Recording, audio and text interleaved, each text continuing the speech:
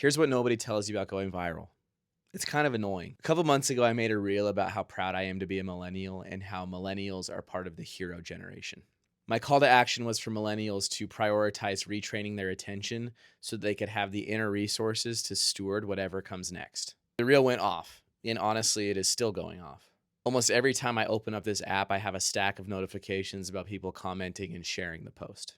I made that reel in a moment of inspiration. It felt very important and it felt true, so I said it. It was approximately 2 hours between the idea and having the reel completed. And here's where it gets confusing because it's been a couple of months now, and I am not the same person that made that reel. I agree with the heart of that message, but there are things that I would have changed and nuances that I would add. And this is where social media is super interesting because it's like a time capsule and it locks a version of you into place every time you make a piece of content.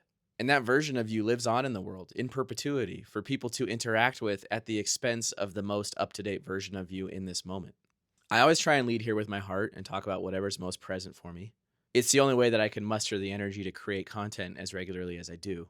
And yet there are these outdated versions of me just running rampant. I don't really know the point I'm trying to make here. I'm mostly just trying to share some observations as I get deeper into this content space. Maybe it's just a call for us to recognize that people are always changing and to allow for people to change in the same ways we allow for ourselves to change. Maybe I'm asking you permission to allow me to change. Remember, feeling is freedom.